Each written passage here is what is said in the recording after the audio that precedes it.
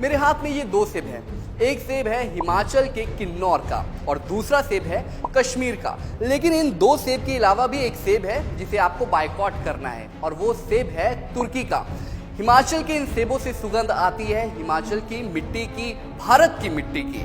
लेकिन तुर्की का सेब जिसे आपको बायकॉट करना है उससे दुर्गंध आती है दुश्मनी की, फरेब की और विद्रोह की। तो अब हम आपको बताएंगे कि हिमाचल के और जम्मू कश्मीर के सेब खाने से आपको क्या फायदे होंगे और तुर्की का सेब आपको बायकॉट करना है तो उसे आप पहचानेंगे कैसे और तुर्की के सेब खाने से आखिर नुकसान कितने हैं। Boycott boycott boycott. पाकिस्तान के साथ तनावपूर्ण माहौल होने के बाद भारत में हर तरफ बायकॉट तुर्की ही सुनाई दे रहा है। तुर्की का मार्बल हो या फल, भारतीय लोगों ने तुर्की का कुछ भी सामान खरीदने से तौबा कर लिया है। भारत में तुर्की के सेब को भी बैन करने की आवाज उठाई जा रही है। लेकिन इस बीच आपके लिए भारत और तुर्की दोनों ही देशों में उगाए जाने वाले सेब के बारे में जानना जरूरी है और इससे भी पहले आपको अपने टेकन फॉर ग्रांटेड वाले स्वभाव को बदलना पड़ेगा, क्योंकि अक्सर हम ऐसे मामलों में ये बोलकर विदेशी सामान का इस्तेमाल कर लेते हैं कि इससे हमें क्या फर्क पड़ेगा और दो तरह से पड़ेगा। पहला आपकी सेहत पर और दूसरा देश के लिए आपकी जिम्मेदारी पर।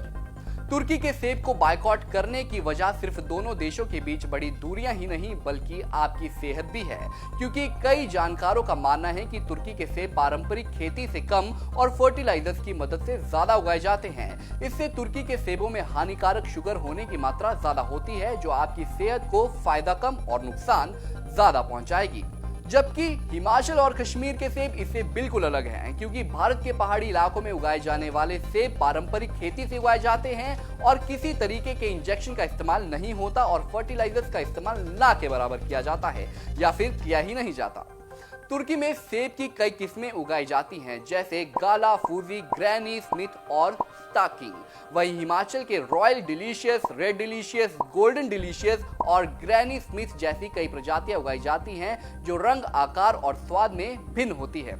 अब सबसे बड़ा सवाल, दोनों की पहचान आखिर कैसे करें?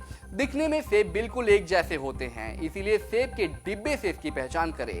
तुर्की से आने वाली सेब की पैकिंग कुछ इस तरह से पेटियों में की जाती है, जबकि हिमाचल के सेब की पैकिंग भूरे या सफेद रंग की पेटी में दिखाई देगी। और अगर आप खुले सेब खरीद रहे हैं तो फिर दुकानदार से सेब की गुणवत्ता और उसकी पैकिंग के बारे में पूछ सकते हैं।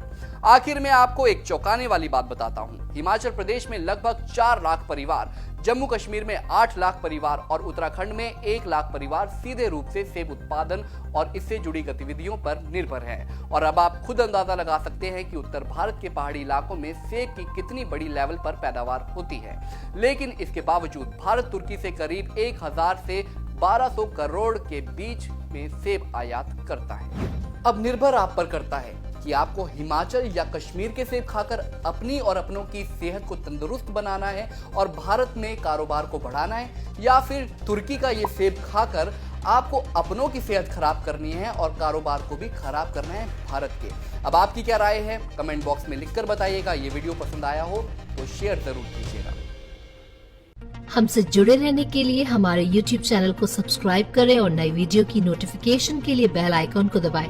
अगर आप ये वीडियो Facebook पर देख रहे हैं तो लाइक जरूर करें और ज्यादा से ज्यादा शेयर करें। धन्यवाद।